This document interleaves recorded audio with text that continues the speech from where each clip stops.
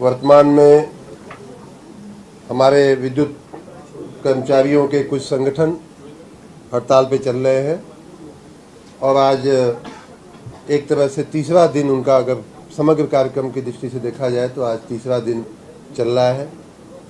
मैं राज्य की जनता को, विद्युत उपभोक्ताओं को, अपने पूरे विभाग की ओर से यूपीपीसीएल और उसके सभी घटक जो ऑर्गेनाइजेशंस हैं उनकी ओर से राज्य की जनता को आश्वस्त करना चाहता हूं कि विद्युत की व्यवस्था बिल्कुल नियंत्रण में है, बिल्कुल ठीक है। यानी जैसे ही ध्यान में आता है वैसे ही किया जा रहा है, लेकिन सप्लाई और डिमांड और स्थानीय आपूर्ति सारी बातें हमारे संपूर्ण नियंत्रण में है, कहीं कोई चिंता की बात नहीं है।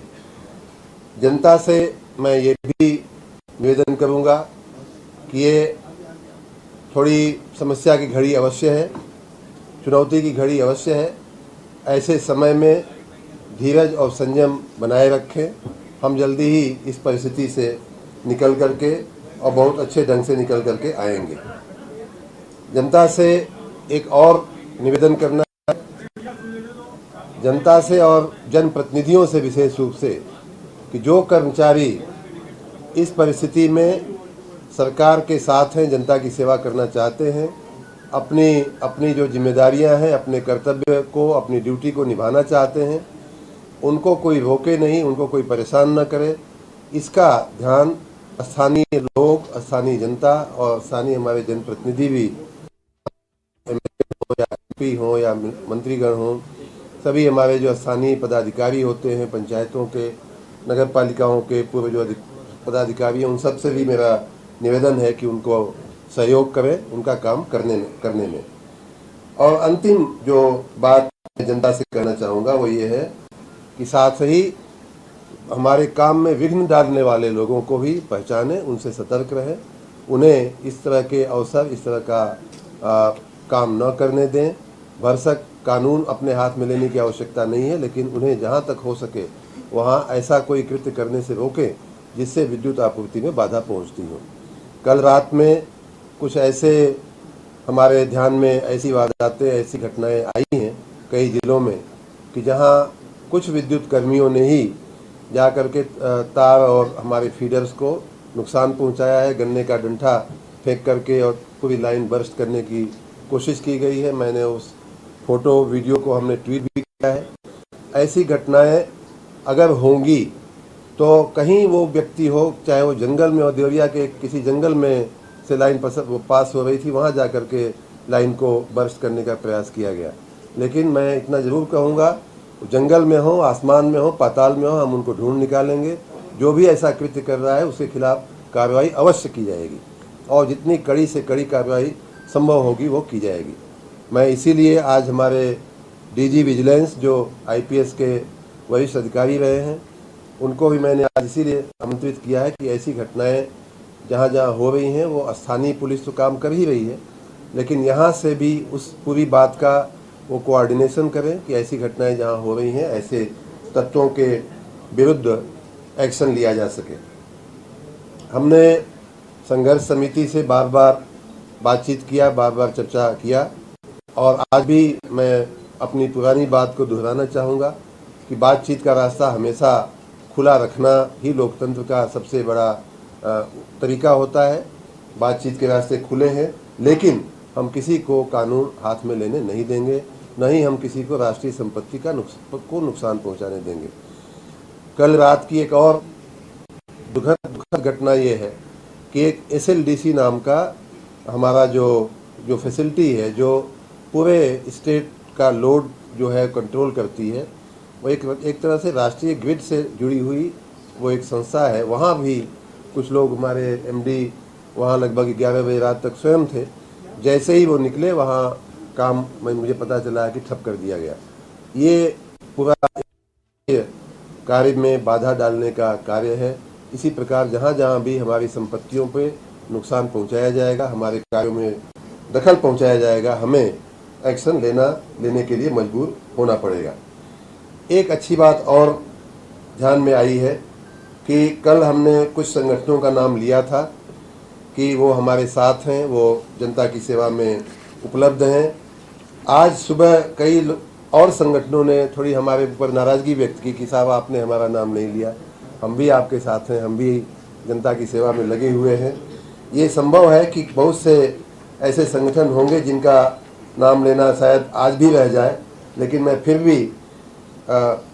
भी कहना चाहूँगा कि शक्ति भवन मुख्यालय कर्मचारी संघ, राम बहादुर यादव जी उसके पदाधिकारी हैं, अध्यक्ष हैं।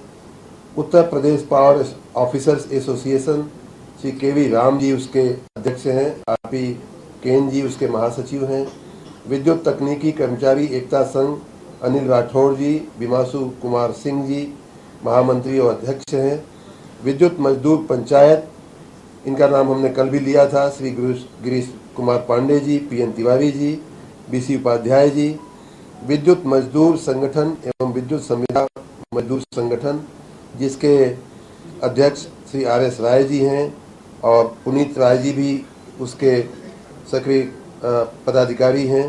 Promoted power engineers welfare association Shri Pramod Kumar ji, Shri V K Sharma ji उसके अध्यक्ष और महासचिव हैं।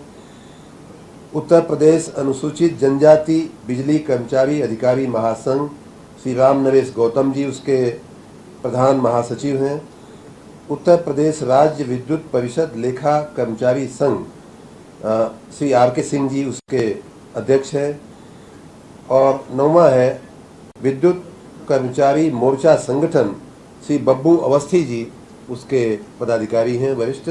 इस प्रकार इन 9 संगठनों ने अपना समर्थन चालू रखा है और कई ने तो यहाँ तक आकर के हम लोगों से कहा है कि हम 24 घंटे काम करने को तत्पर हैं, काम में लगे भी हुए हैं। कई लोगों ने ये भी आके कहा कि हम हर तरह से इस हड़ताल का विरोध करते हैं, जहाँ भी हमारी आवश्यकता होगी वहाँ बुलाएंगे आप तो हम आएंगे।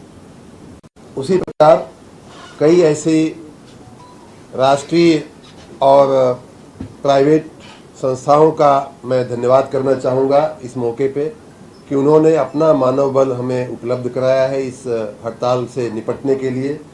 उसमें विशेष रूप से मैं एनटीपीसी का धन्यवाद करना चाहूँगा कि उन्होंने अपना बहुत बड़ा मानव बल हमें अपने पावर प्लांट्स को चलाने के लिए दिया है। उसी प्रकार एनटीपीसी के अलावा बजाज पावर है, प्रयागराज जो टाटा का है, लैंको है, पोसोको है और अन्य भी पावर ग्रिड है, पावर ग्रिड कॉर्पोरेशन है। और इसी प्रकार राज्य के बाहर के अन्य भी ऐसी कुछ कंपनियां जो सरकारी भी हैं, भारत सरकार की हैं या संयुक्त उपक्रम हैं, इस तरह के लोग हमारे साथ हैं और हमें सहयोग कर भी रहे हैं। आगे भी अगर आवश्यकता होगी तो और भी मैन पावर या सपोर्ट दे करके हमें सहयोग करने को तैयार है। जो मुझे विशेष रूप से अपने कर्मचारी मित्रों से कहना है वो ये कि अगर आप हड़ताल पे हैं तो हाजिरी लगा करके आप गायब मत होइए। मुझे पता चला है कि शक्ति भवन सहित कई कार्यालयों में लोग आ रहे हैं, अपनी हाजिरी रजिस्टर में या जहां भी लगती है वहां लगा रहे हैं और फिर गायब हो जा रहे हैं। ये कोई हड़ताल करने का तरीका नहीं होता है। आप या तो हड़ताल पे रहिए या काम पे रहिए। और मैं सभी अपने अधिकारी मित्रों से भी कहूँगा कि इस बात की वो सुनिश्चित करें इस बात को कि जो व्यक्ति आता है या तो हाजिर है या गैर हाजिर है, 2 में से एक ही चीज़ होनी चाहिए। ऐसा ना हो कि वो आपको चकमा दे रहा हो।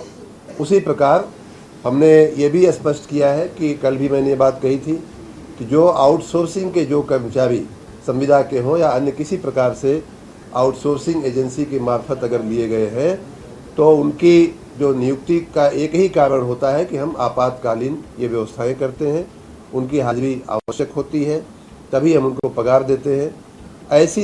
ऐसे तमाम कर्मी जो इस समय सरकारी काम पे नहीं है, जो हमारे काम पे नहीं है, ड्यूटी पे नहीं है, उन्हें निकालने की प्रक्रिया तुरंत शुरू की जाए। उनकी हाजिरी अगर काम पे उनका अपने कार्यस्थल पे नहीं है तो उनकी हमें आवश्यकता नहीं है। हम अन्य लोगों से नौजवानों को नौकरी हम देंगे उनकी जगह पे और इस प्रकार हमारा एक और अच्छा काम भी होगा। हमने ये भी कहा है कि आउटसोर्सिंग के जो एजेंसीज हैं उनको जिला मुख्यालय पे जिलाधिकारी के नियंत्रण में उनको ले करके उनको वहीं बैठाया जाए।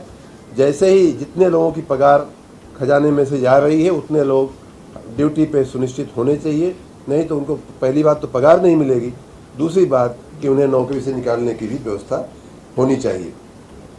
आप सबको मित्रों, मैंने कल भी कहा था कि हमने सभी प्रयास किए कि ये हड़ताल की परिस्थिति न आवे, लेकिन फिर भी आई है। मैंने जैसा कहा कि जो बोनस हमारा विद्युत निगम पिछले 2020 में जब से निगम बना है,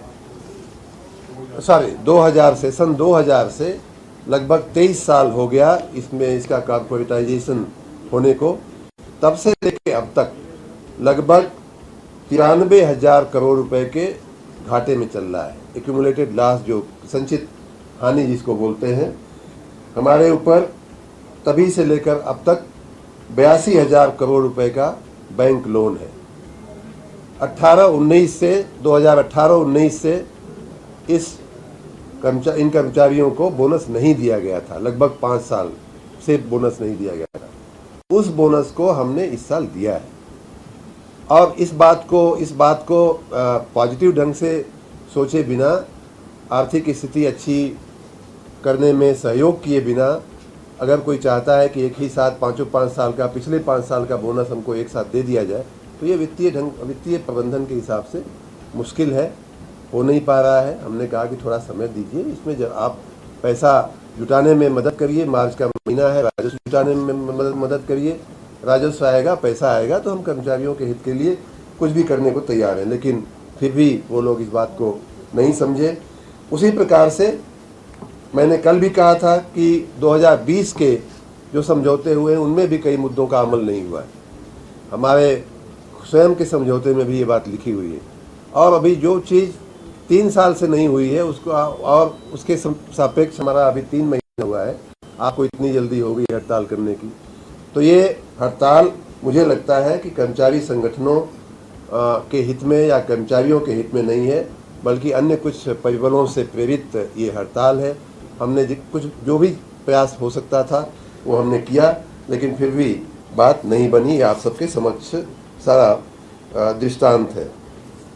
अंत में राज्य की जनता को मैं, चाहे आपूर्ति की दृष्टि से या विद्युत के उत्पादन की दृष्टि से, दोनों ही दृष्टि से मैं राज्य की जनता को आश्वस्त करता हूं कि कहीं कोई समस्या